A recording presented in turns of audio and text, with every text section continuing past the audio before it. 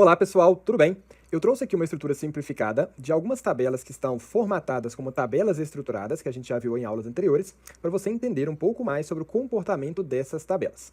Olha só, eu tenho aqui três tabelinhas. Essa, que é uma tabelinha de alíquotas, eu tenho essa outra tabela, que é uma tabelinha ali de vendas, por exemplo, e eu tenho uma outra de referência, que é uma tabelinha de produtos, ok? Se eu vier aqui em fórmulas e em gerenciador de nomes, eu vejo que eu tenho essas três tabelas, mostra qual é o intervalo de valores que compõe cada uma dessas tabelas e o respectivo nome.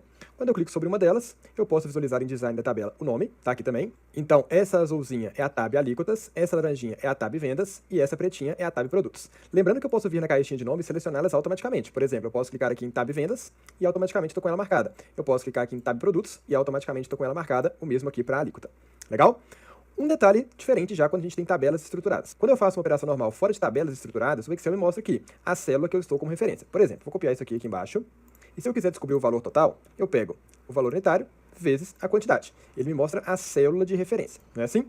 Quando eu tenho uma tabela estruturada, ele me mostra o nome da coluna, porque ele entende que, para aquela coluna em que eu estou executando a fórmula, eu vou seguir um padrão. Então, quando eu faço aqui igual e clico na quantidade, ele não me mostra G3, ele me mostra o nome da coluna quantidade. Eu estou falando para ele que eu estou multiplicando a coluna quantidade vezes, clico aqui no valor unitário. Então, ele multiplica tudo que está na coluna quantidade por tudo que está no valor unitário pela respectiva linha correspondente, e eu tenho aqui os resultados. 30 vezes 100 deu 3.000 e assim por diante. Então, ele executa essa ação de forma uniforme. E eu tenho o nome de cada uma das colunas definidos ali corretamente. Agora, eu quero fazer o seguinte, eu tenho uma coluna de impostos e eu quero calcular os impostos com base aqui nessas alíquotas. Coloquei situações hipotéticas só para você entender o seguinte processo. Se eu pegar agora o meu valor total e multiplicar pela alíquota de fevereiro, olha o que o Excel vai fazer. Eu vou clicar aqui vezes e vou clicar em alíquota. Ele está multiplicando a minha coluna de valor total por uma coluna chamada alíquota que está na tabela alíquotas. Ele vai multiplicar isso em sequência. Como assim em sequência, professor? No primeiro mês, ele multiplicou 3.000 pelo 2,23. No segundo mês, ele multiplicou 10.000, não pelo 2,23 de novo, ele multiplicou 10.000 pelo 3,45. Então, ele foi descendo acompanhando. Mas se eu quisesse que ele sempre multiplicasse pelo valor de janeiro, ou seja, eu preciso que o janeiro aqui fique travado. Lembra? Como que eu posso fazer? Se eu simplesmente colocar aqui valor total vezes, clicar aqui no mês de janeiro e pressionar F4, não vai acontecer nada, porque ele está entendendo ali ainda a referência da coluna por inteiro.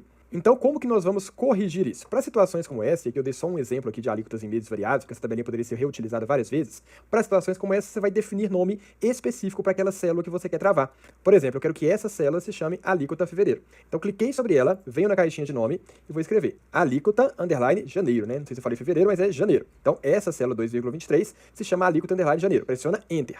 Por que eu coloquei underline? Porque não pode ter espaço ali no nome. Agora eu sei que quando eu clico em alíquota janeiro, é exatamente essa célula, e não toda a coluna alíquota. Essa aqui eu poderia colocar alíquota underline fevereiro, Enter, e embaixo alíquota underline março, Enter.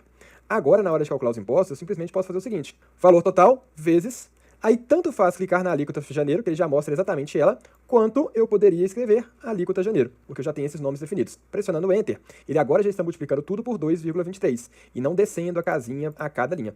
Captou?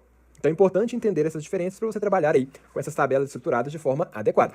Eu tenho uma outra tabelinha aqui de produtos que eu fiz só para a gente fazer um PROC-V nela. Quero buscar aqui a categoria de acordo com o item. Quando eu clico aqui na última coluna e crio algo do lado dela, a minha tabelinha já se auto-expande. Então ela já cresceu aqui uma coluna. Beleza. Quero buscar a categoria. A categoria está aqui na segunda coluna dessa matriz tabela. Vou fazer aqui um PROC-V. O valor procurado é o item. Então ele já buscou aqui o valor que está na minha coluna produto. Ponto e vírgula. Eu não preciso nem ir nessa tabelinha produtos e selecionar toda ela. Ele já até me mostra que ela se chama produtos, mas como eu já sabia o nome dela, depois de indicar o meu valor procurado, eu simplesmente poderia escrever tab produtos. Ponto e vírgula 2 porque é a segunda coluna, 0 porque é correspondência exata. Tenho ali a categoria de cada um. Quero mover essa coluna aqui para o lado de produto, seleciona toda ela. Na interseção entre as duas colunas, você vai arrastar até o ponto desejado. Então, quando aparecer esse elementozinho aqui verdinho, só soltar, prontinho. Reordenei ali de forma rápida. Ok? Se eu quisesse mudar aqui os meus impostos, né? Agora eu estou fazendo lá no mês de março. Imagina que isso aqui é uma tabela que eu estou criando simulações ali com valores diferentes, com base ali no meu histórico de vendas. Escrevi a alíquota março, automaticamente já atualizou ali também. Tranquilo? Espero que você tenha gostado, que essas dicas também sejam úteis para você ao trabalhar com tabelas estruturadas. Até a próxima aula. Tchau, tchau.